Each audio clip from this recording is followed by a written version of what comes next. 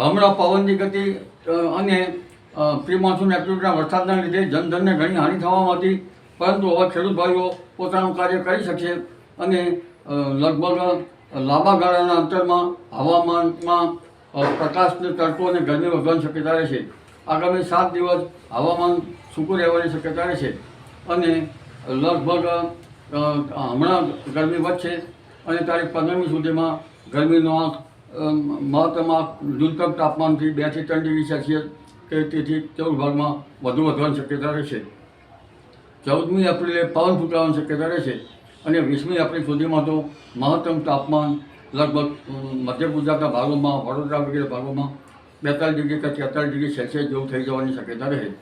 આ ઉપરાંત ઉત્તર ગુજરાતના ભાગોમાં, પાટણ સમી, હારીજ, મહેસાણાના ભાગો, ખાસ કરીને બનાસકાંઠા, પાલનપુરના ભાગોમાં પણ મહત્તમ ઉષ્ણ પ્રમાણ 42 ડિગ્રી સેલ્સિયસ કે તેથી વધુ થઈ જવાની શક્યતા રહે. પંચમહાલના ભાગોમાં પણ ગરમી વધી શકે. અમદાવાદ, ગાંધીનગરના ભાગોમાં પણ મહત્તમ તાપમાન 42 ડિગ્રી સેલ્સિયસની આસપાસ થઈ જવાની શક્યતા રહે. કચ્છના ભાગોમાં મહત્તમ તાપમાન 39 ડિગ્રી સેલ્સિયસ આસપાસ થવાની શક્યતા રહે.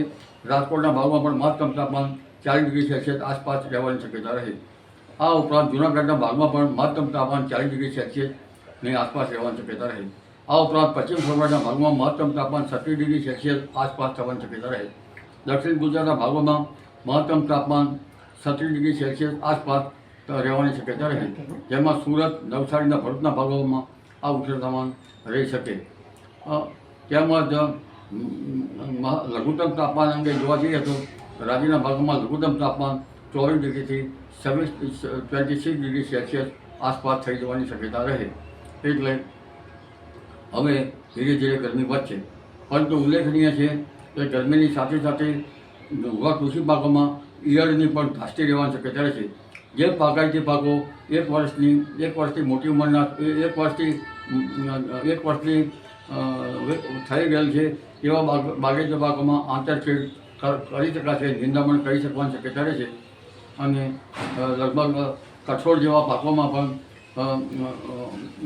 પ્રથમ ફૂલ આવ્યા હોય તો હવે ધીરે ધીરે ઈયળનો ઉપદ્રવ થવાની શક્યતા રહેશે.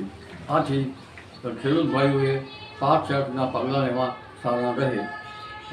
તેમજ હવે કલમો પણ થવાની શક્યતા છે. બોરડી વગેરે પાકોમાં કલમો રહેવાની શક્યતા રહેશે. એટલે હવે ધીરે ધીરે આંતરખેડ કરવાની શક્યતા છે, પરંતુ કેટલાક પાકમાં ઈયળ પડવાની ઘાસતી રહેતા પાક સંરક્ષણના પગલાં લેવા સારા રહે. જી.